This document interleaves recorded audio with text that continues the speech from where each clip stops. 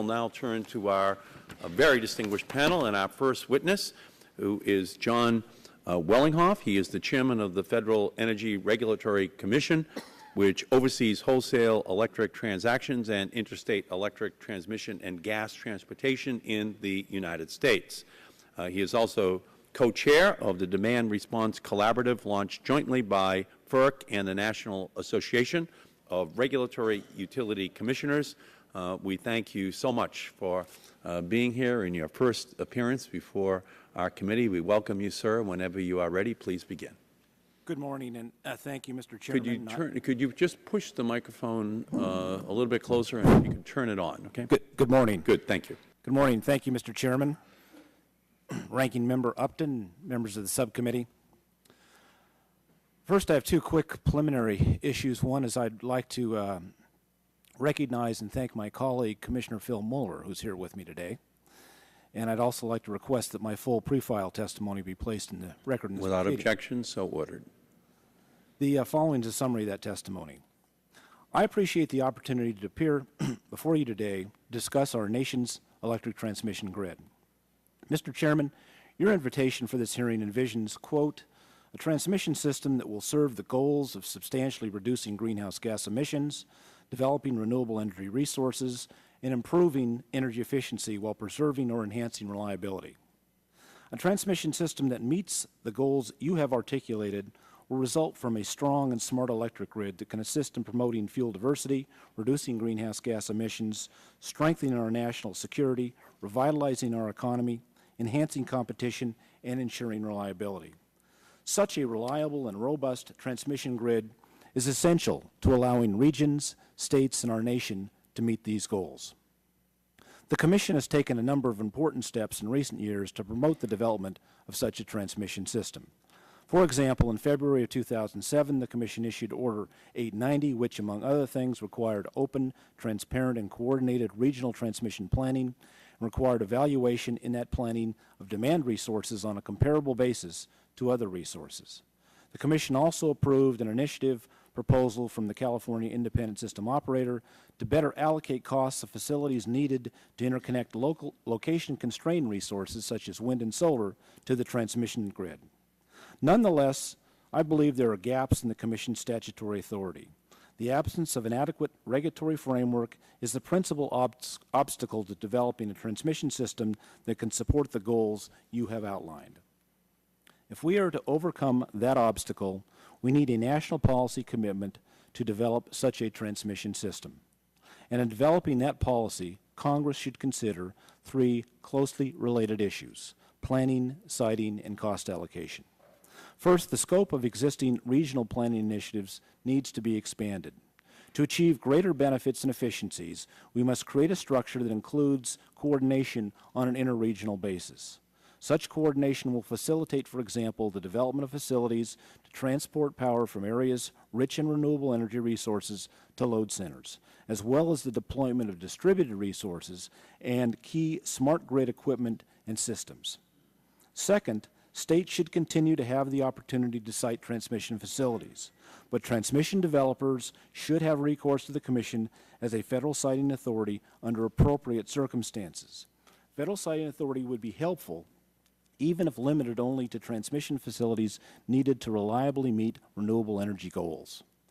Third, if Congress determines there are broad public interest benefits in developing the transmission system necessary to meet the goals discussed, then Congress should consider clarifying the Commission's authority to allocate costs of such infrastructure to the load-serving entities within an interconnection or part of an interconnection where it is appropriate to do so. Of course, the Commission would need to ensure, as it does today, that these costs are allocated fairly to the appropriate entities, and that due deference is accorded regions that work together to develop cost allocation mechanisms that garner broad support. Finally, it's important to recognize that the issue is not how to choose between nearby renewable or more distant renewable resources. Both should be part of the mix of energy resources to achieve our national goals. And appropriately allocating the costs of transmission facilities needed to connect remote resources should not disrupt the implementation of state policies or disadvantage local renewable or other distributed resources. Rather, full planning analysis that reveals the respective costs of alternative resource scenarios, and a fair cost allocation of necessary transmission to reliably deliver those resources to loads will eliminate a barrier to the development of new clean resources and thus will facilitate competition. Such a measured approach should inform consumers of the least cost sustainable resource options to meet state and national environmental, economic, and security objectives. And enacting a regulatory structure that enables such an approach to be implemented will ensure our national energy goals can be achieved. Thank you again for the opportunity to appear before you. I'd be happy to answer any questions that you may have. Thank you. Thank you, Mr. Wellinghoff, very much. Our next witness is David Cohen. He is the first Vice President of the National Association of Regulatory Utility Commissioners. Mr. Cohen has also served as a member of the Vermont Public Service Board since 1995 and has continued. He has served in a variety of regional and national leadership positions, including the chair of the Consumer Affairs Committee of the New England Conference of Public Utility Commissioners. We welcome you, sir. Whenever you're ready, please begin. Good morning, Chairman Markey, Ranking Member Upton, and members of the subcommittee. My name is David Cohen. I am a member of the Vermont Public Service Board. I also serve as the first Vice President of the National Association of Regulatory Utility Commissioners, also known as NARUC. I'm honored to have this opportunity to appear before you this morning and offer a state perspective on transmission. In addition, I would like to thank Representative Welch for his kind introduction and his service to our state. He is certainly my favorite congressman from Vermont. At the state level, we deal with transmission planning and siting requests regularly, and I can tell you that the issues and concerns are not policy or procedural, but multifaceted and do not lend themselves to a one-size-fits-all solution. State commissioners are obligated to act deliberately to ensure that any new projects will benefit the public. This means regulators must determine whether demand response, energy efficiency, or perhaps a local renewable energy source is more appropriate than putting steel transmission towers in the ground. A major impediment to siting energy infrastructure is the great difficulty in getting public acceptance. As a country, we want our electricity to be affordable, reliable, and increasingly clean, but we also want to ensure the transmission infrastructure does not impact our quality of life.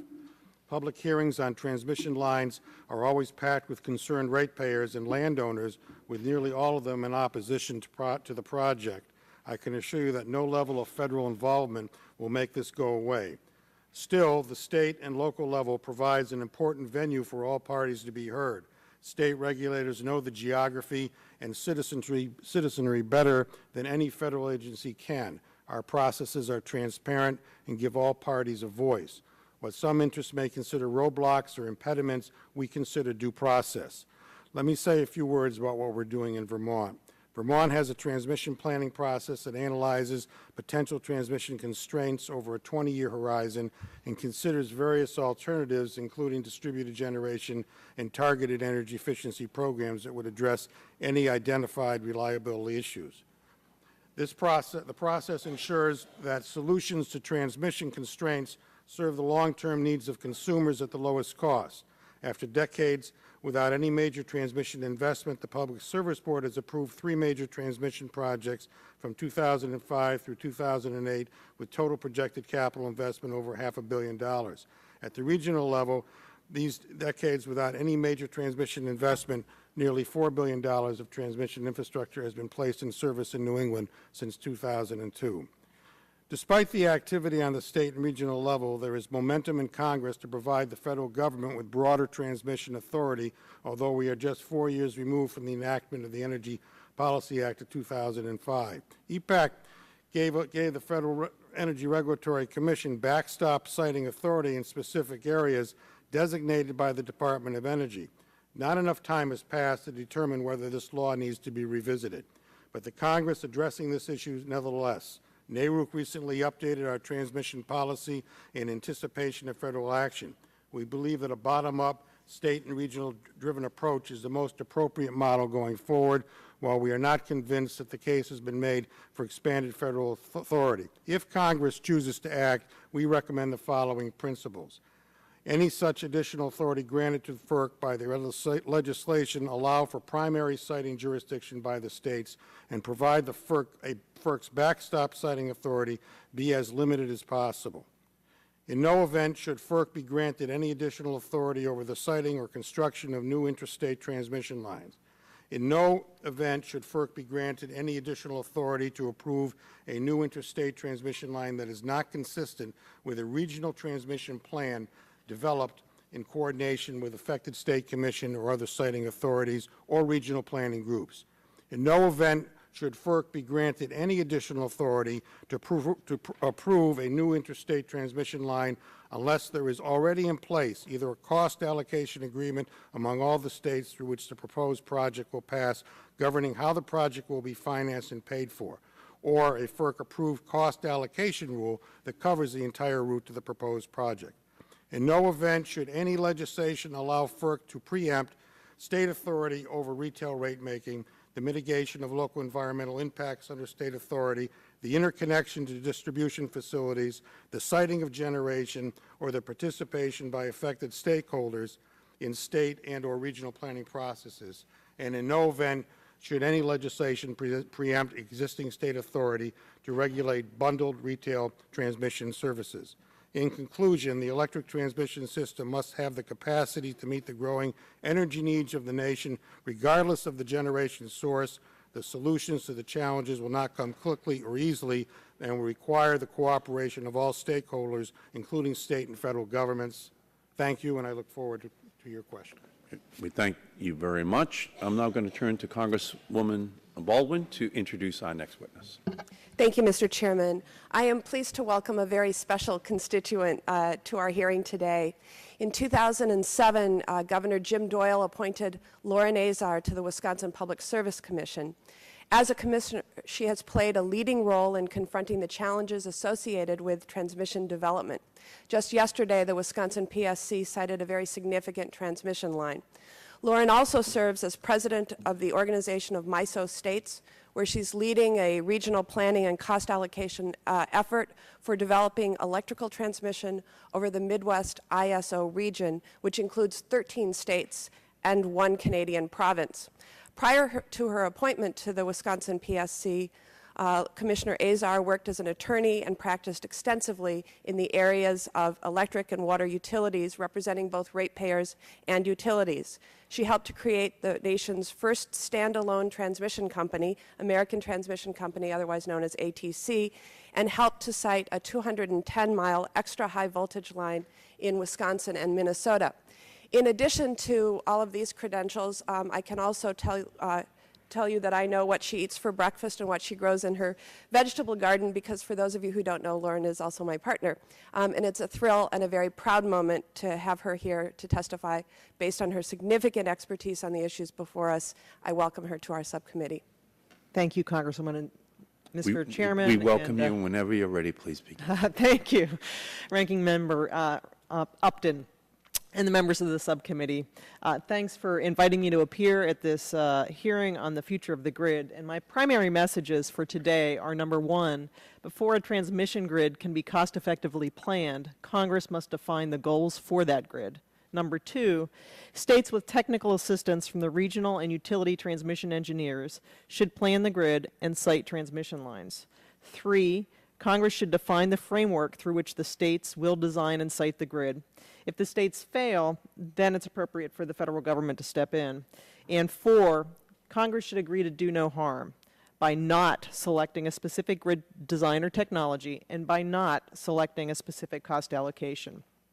As to point number one, Congress should define the goals. The renewable energy standards and carbon limits that Congress may set will define the generation portfolio that our nation will need to develop. With clear identification of RES and the carbon mandates, the states can begin designing the transmission grid that is necessary for that generation portfolio. Point number two, states should develop the plan and site the lines. There are a variety of reasons why a state-led process will lead to better results than a federally led process. And these reasons include, first, state commissions have the ultimate responsibility for retail electric rates. Second, Planning must accommodate state choices for generation and demand-side programs, the distribution decisions that they've made. Third, planning must incorporate the designs for the existing state transmission and distribution systems. And lastly, state decision-making allows more complete public information, participation, and acceptance. Point number 3, Congress should define the process. Congress could define the parameters for a state-led process. Such parameters could include the following. Essentially, require the states to participate in regional planning initiatives to design a grid that will meet the congressional mandates. Set strict but reasonable deadlines for the planning product and the siting of lines in that plan. Ensure the parties who will profit from this grid build-out do not make the decisions for that build-out. And lastly, if states do not complete the plan or the siting of the lines in that plan, then the federal government should intervene. Point number 4. Congress should do no harm. I ask you to take a Hippocratic oath today, and such an oath would require you not to do 2 things. Number 1, do not pick technologies or plans. While the moniker, quote, transmission superhighway, end quote, sounds good, depending on the goals of Congress, it may not be what we need. I suspect a one-size-fits-all solution, such as the 765 grid overlay, will not be cost-effective, will likely be oversized, and will harm some areas. As an aside, the parties who are advocating for a 765 grid overlay are the very parties that will make a lot of money off of that plan. And the second point about not doing harm is do not select a specific cost allocation for the grid. Because cost allocation should be tailored to the plan developed, Congress should not pre-select such an option. If Congress mandates a specific cost allocation, it will be indirectly endorsing a specific type of design. For instance, endorsing a so-called postage stamp, which allocates the costs evenly over a very large area, is more appropriate for an alternating current solution than a direct current solution. In conclusion, I ask Congress to promptly set renewable standards and carbon limits so that the problem is defined. I also ask that Congress essentially lock the states in a room and instruct them to solve the problem within a specified time period. The $80 million already appropriated under the ARRA will provide the funding necessary to conduct this endeavor. After being locked in the proverbial room for a reasonable period of time, if the states are unable to design a transmission grid meeting the congressional mandates, then the federal government should step in. The same framework should also be applied to transmission siting. I see I still have 43 seconds, so I'm going to just quickly provide a quick summary of some of the efforts that are currently happening within the states as far as regional planning and siting. The chairman and Congresswoman Baldwin already referenced one of them, which is namely the organization of MISO states, and that's the Midwest Independent System Operator. The states within that 13-state region and 1 Canadian province are currently developing a regional plan and cost allocation process, and we expect to have that done by the end of the year. More, I think, importantly to this committee's work, in the ARRA, Congress identified that they wanted to have interconnection-wide plans. And on May 15th, leaders from the 8 different regions within the Eastern Interconnection met to begin the process of planning on the interconnection-wide basis. At the end of this month, we expect to have all 40 states present at a meeting in which we will begin to discuss just how we expect to go forward in that process and what the state's role should be in that process. Thank you very much, Mr. Chair. We thank you very much for being here today and for your testimony. Our next witness is Paul Hibbard. He is the chairman of the Massachusetts Department of Public Utilities. Chairman Hibbard previously worked for the Massachusetts Department of Environmental Protection. We welcome you, sir. Whenever you're ready, please begin. Thank you, Mr. Chairman. I also want to thank the members of the committee for inviting me here today to talk to you about this critical topic. On behalf of Governor Deval Patrick and the Commonwealth of Massachusetts, I want to thank you all for your leadership in addressing our energy challenges and global climate change, and for your wisdom in addressing both at the same time in the ACES legislation. We support your efforts and encourage Congress to move forward with the ACES legislation expeditiously. On transmission, we think that ACES got the transmission planning and siting question exactly right, In its current form, it presents a measured and sensible approach that supports the continued and vital primary role of state and regional resource planning and siting efforts, and expands the role of FERC to coordinate regional planning across a broader geographical footprint, and with an added focus on national energy policy. But most importantly, it does so without jeopardizing the critically important role of competition in wholesale energy markets. In contrast, I have serious concerns with the more aggressive proposals that have been put forward to expand federal authority in transmission planning and siting. At their core, these proposals appear to put FERC in three roles. First, in the role of requiring the development in a short period of time of interconnection-wide plans like the JCSP, ostensibly to access renewable resources. Second, it puts FERC in the role of deeming transmission included in such plans as needed for the public convenience and welfare, triggering the siting override and eminent domain authorities. And third, it puts FERC in the role of approving or imposing the allocation of associated costs on a broad basis across all load. Under these proposals, FERC's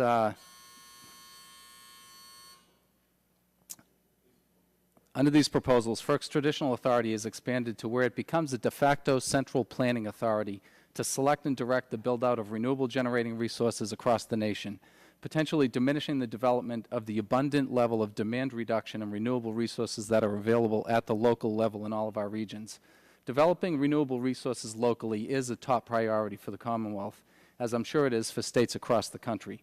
We believe that renewable resources in our state and along the eastern seaboard, both onshore and offshore, represent one of our nation's most promising yet underdeveloped renewable sources of energy. While offshore wind installation costs currently exceed those of onshore installations, these resources are much closer to our load centers. In research and development efforts that are focused on reducing costs and improving reliability, promise to make offshore wind competitive with distant but onshore wind farms on a delivered cost of power basis. As regional onshore projects move forward and offshore wind moves into commercialization in the United States, they all must have the opportunity to compete on an even playing field with the onshore and more remote sources of renewable power and not be disadvantaged by upfront transmission subsidies.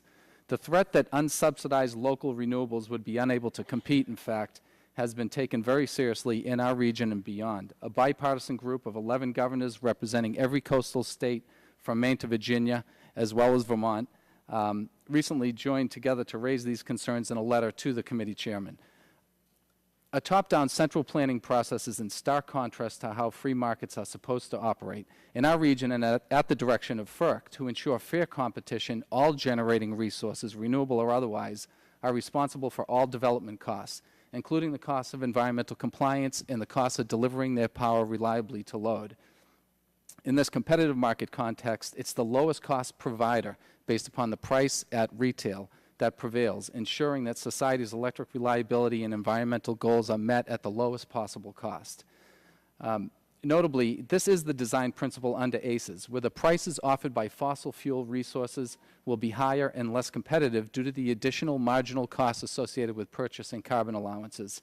And the price offered by renewable resources will be lower and more competitive due to the additional marginal revenues associated with the generation of renewable energy credits and other incentives. In this framework, there is no need for central planning decisions to force development or to pick the winning resources, because by definition, the cost of carbon allowances and the value of renewable energy credits will rise to levels that are needed to support the resources that must come online in order for our nation to meet our carbon cap and our renewable resource floor. This is the way it's supposed to work, and indeed has worked in emission markets over the past couple of decades. By suggesting that FERC needs to engage in resource planning to build transmission to pre-selected renewable resources is to concede at the outset that the free market structure for emission control and renewable development contained in ACES will fail. In my view, the more aggressive proposals for transmission legislation thus are about much more than siting. They force the federal government into an administrative role of central renewable resource planning, a role that I believe in the long run will damage the operation of competitive markets, suppress the technological innovation and creativity that come from the operation of competition, and ultimately will result in our meeting our climate objectives at prices to retail consumers of electricity that are higher than they otherwise would need to be. So I want to, again, thank the members of the committee for this opportunity. Look forward to questions. Thank you, Mr. Hibbard. Now we have one final very important witness representing the Western states' governors, who I think we should all hear from before we cast our vote on the floor on the last vote of the day. Then we'll reassemble after that roll call. But I think since we're all here right now, that we'll hear from Rich Halvey, who is the Energy Program Director for the Western Governors Association and representing those Western governors before this subcommittee today. We welcome you, sir. Whenever you're ready, please begin. Thank you, Mr. Chairman. Members of the committee, thank you for the invitation to testify here today. Could you move that microphone in a little closer? Thank you. Over the last 8 years, the Western Governors Association has assumed a strong leadership role in defining policies for transmission planning, cost allocation, and regional cooperation. In 2002, a protocol governing cooperation among state and federal agencies in the siting and permitting of interstate transmission lines in the western United States was developed and signed by the WGA, the Departments of Energy, Interior, and Agriculture. And suspend for 1 second, sir. Okay. Recommence. Thank you. And the Council on Environmental Quality. In June 2006, the Western Governors Association published a report that explained that while vast resources, renewable resources, exist throughout the West, many reside in remote areas without ready or cost-effective access to transmission. Lack of transmission access was and remains the greatest impediment to the rapid development of utility-scale, renewable-rich resource areas. In April 2008, the Western Governors partnered with the United States Departments of Energy, Interior, Agriculture, and the Federal Energy Regulatory Commission to create the Western Renewable Energy Zones project. This project will ultimately identify those areas with the highest potential for large-scale, cost-effective renewable energy development across the western region and the high-voltage transmission that would ensure this electricity can be delivered to demand centers. This coming Monday, the Western Governors Association will be releasing the Project Phase 1 report quantifying the potential of the richest renewable resource areas. WGA will continue to work on the project over the next 2 years. We're partnering with utilities and the Western Electricity Coordinating Council to evaluate transmission needs to move power from preferred renewable energy zones. We'll be working to improve the integration of wildlife and environmental values in decisions on the development of generation and transmission associated with these renewable energy zones. Ultimately, we will propose conceptual transmission plans to move electricity from the most desirable zones to markets. We'll work with load-serving entities to coordinate purchasing from the desirable renewable energy zones and to foment interstate cooperation for renewable energy generation and transmission. The Western Governors support the development of interconnection-wide transmission plans. However, if the Federal Energy Regulatory Commission is given the authority to approve such plans, Congress needs to set explicit criteria by which FERC evaluates these plans. At a minimum, statutory criteria should require that the states approve electricity future scenarios to be studied and approve interconnection-wide plans corresponding to the future scenarios. Even with the success of our past efforts, the Western Governors recognize that we need help from the Congress. I'll mention 4 positions the Governors have consistently emphasized as necessary elements of transmission planning, cost allocation, and regional cooperation, where legislation will be critical. First, the federal government should be responsible for ensuring that near-term projects proposed to serve large, geographically constrained, low-carbon resource areas are adequately sized to meet long-term needs. When we know future demand will materialize, action by the federal government to correctly size lines will help projects capture economies of scale in building transmission and avoid environmental impacts from the construction of multiple lines to the same area. We propose that the federal government pay for the incremental cost of building higher capacity lines to these areas. Second, Congress should redirect the implementation of Sections 1221 and 368 of the Energy Policy Act of 2005 to preserve important transmission corridors and ensure the timely siting and permitting of large transmission lines to move geographically constrained, low-carbon generation. Specifically, once high-priority zones and associated conceptual transmission have been identified, Congress should direct federal land management agencies to use those results when evaluating and designating corridors. Third, the Western Governors see little benefit in FERC preempting state transmission line permitting processes. The major hurdle for permitting transmission in the West has been securing permits from federal agencies. The implementation of federal law has resulted in lengthy and inflexible federal permitting processes. Enabling FERC to preempt state siting processes will not fix the underlying problem. I'd like to mention the limited instances in which the governors could agree with FERC backstop siting authority. It must be demonstrated that the transmission line is needed to meet national carbon and renewable generation requirements, comports with an interconnection-wide transmission plan, is right-sized to meet the long-term needs for geographically constrained low-carbon generation, is the lowest-cost option to meet long-term needs, and where the state has failed to make a decision within a reasonably set statutory period. Finally, the Western Governors believe the current system for cost allocation in the West has worked well, and we believe it will continue to be adequate for the future. The exception, of course, would be the cost allocation as it applies to the kind of right-sizing we described. We're attaching 2 letters to our testimony, and we ask that they be included.